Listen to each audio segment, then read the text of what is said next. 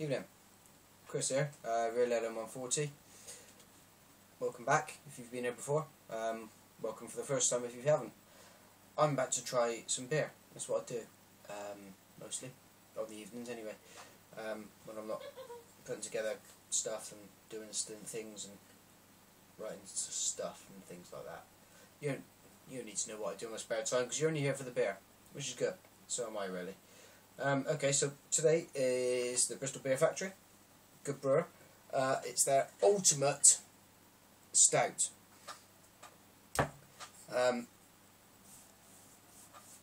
Well, the word ultimate is it's pretty loaded, isn't it?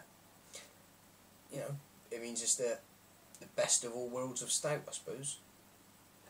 Can it achieve that? Judge of that, not you. Yes, well, the wife will be copping half of this bottle because she quite likes stout, and I feel it would be wrong to deprive her of it.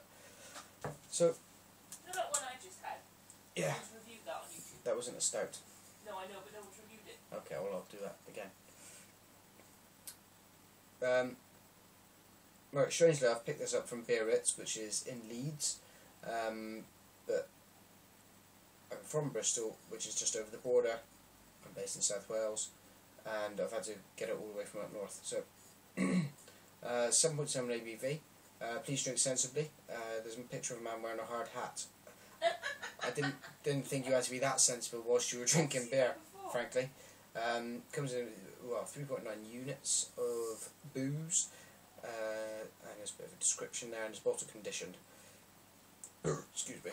It's been stored in my beer cupboard, which is, as we know, is the place that beer is served from there with their optimum temperature.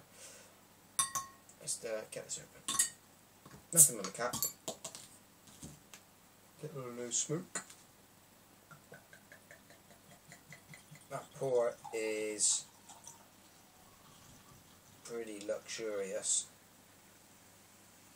Let's get it out to the half pint mark. And the rest is for the wife. You don't have to. I do. Yeah. What's a noisy beer? Loads and loads and loads of snap, crackle and pop. Now, for a beer that's coming in at 7.7, you wouldn't expect it to be quite that fizzy. The head's dissipated very quickly. So that's kind of expected. Just leaving a little bit on the rim there. Okay, so what do I expect from the ultimate stout? I don't know. It's a bit of a loaded thing for me because I like a stout to be a certain way. I like it to be quite thick in the mouthfeel, and I know that it's a bit of a grey area because you've got your porters, which are very dark, you've got your stouts, which are very dark. Stout is just a strong porter in some people's descriptions. What I like in what I would term to be a stout is a nice thick mouthfeel, big heads of malt, maybe some chocolatey malts in there, and you know, just a pleasant drink, one that will sit on top of whatever you've had. A good beer to have, following your dinner if you've had a big dinner. I'm not sure what this is going to give us, so I'm going to get my nose in there and a sniff.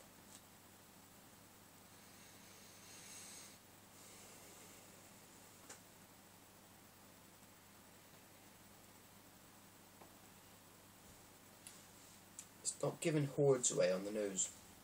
What it does give you is, I've had, just for a bit of context, I've had their milk stout before from the Bristol Beer Factory, and that was pucker. That was really, really good. This is kind of picking up the same thing, but with a slightly bigger hit of booziness, and that would make sense because I think that was a kind of a 4.5, 5 beer. Can't remember exactly. This is 7.7, so you'd expect that to come in. Possibly a little touch of cocoa in there. What does it say on there? Hints of coffee. I'm not getting that from the nose. But then I didn't with the milk stout. I didn't pick up much on that on the nose. Let's try it. Shall we? I'll just try it. Cheers.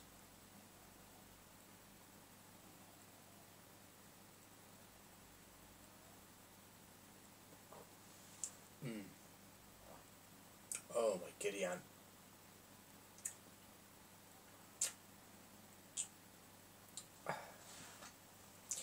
don't know if you can catch this on the camera. I must get a better camera. There's very, very gentle movement there. Just pushing up from the bottom, just to give it that little bit of life on the top. When that goes in your mouth, let's try it again.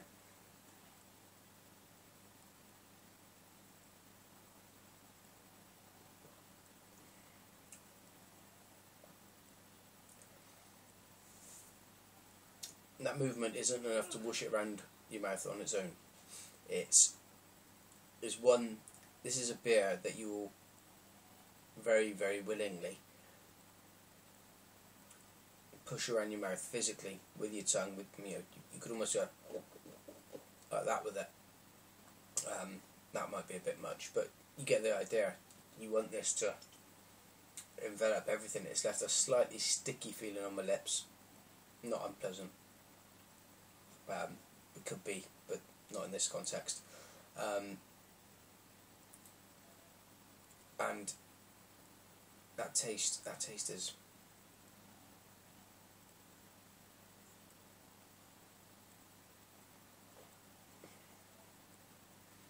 you get that lovely raisiny, very dark malts. The bitterness of the coffee bitterness, and almost like an espresso bitterness rather than anything else. There's no apparent sweetness in here. I mean, they mentioned dark fruits on the bottle.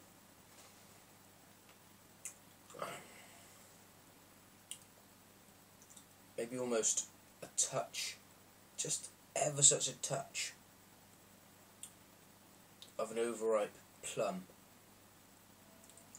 Let's try it again.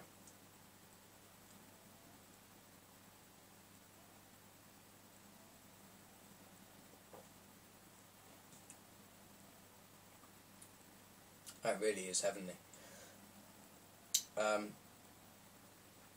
Cool.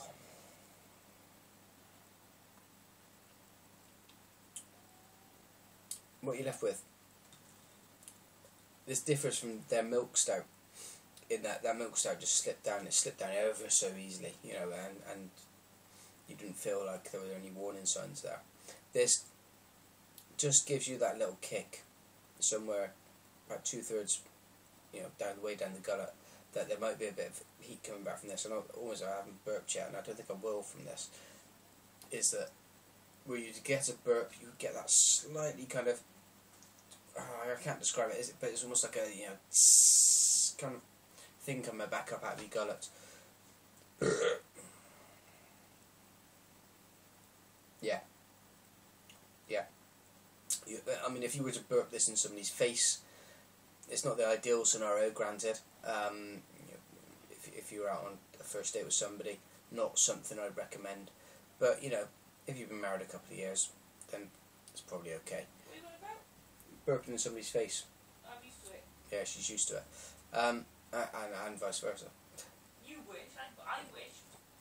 Oh, not with her, maybe. But, So one of your new strange fetishes? yes.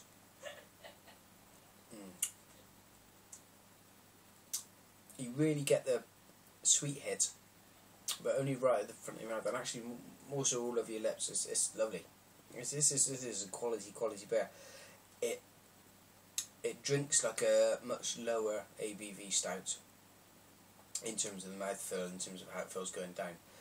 It's when it comes back up that you get that hint of the higher ABV. In terms of the taste, though, fruity, kind of malty, chocolatey coffee. It's all things to all men. I can see why they've gone with the label Ultimate Stout, actually. This hits all of the possible targets in all of the possible ways, for me, in terms of what I would think a stout would and should be. Don't be confusing this with your kind of, you know, mass market stouts. There's no. One of the things I object to with the mass market stouts is you very often get that kind of tinny hit.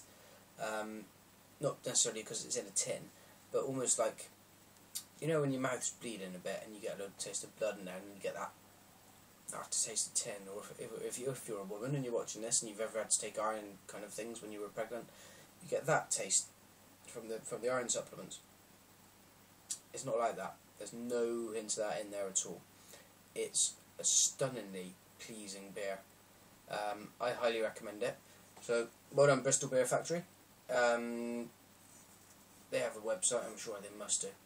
I think the bloody label's over it. Okay, well, check them out anyway. Check the Bristol Beer Factory out. They're making great beers. If you're in the West Country and you can get hold of these, do it. Check their whole range, because everything I've had from them has been absolute quality. Where would I drink this?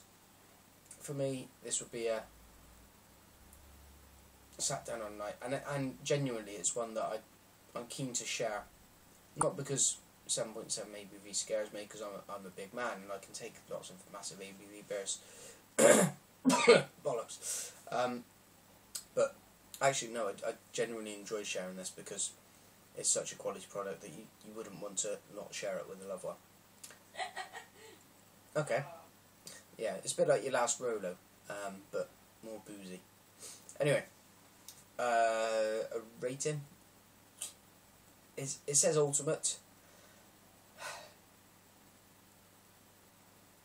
I find it really hard to give it the ultimate rating, only because I've had so few beers that hit that ultimate rating straight away. If in future, and my stout knowledge is fairly limited, if in future I were to come across another stout that was better, I don't know if I could. Actually, no, do you know what? I give the Durham Temptation, I think I gave that a 10. You gave that a 9.5. I gave it a 9.5. Or a 9 maybe. I think I gave Temptation a 9.5. The wife's just reminded me. Whatever that rating was, I'm going to give it the same rating as Durham Brewery's Temptation. Because this is an absolute top-notch version of stout. Thanks for joining me. Thanks for watching all the way to the bitter end. And cheers.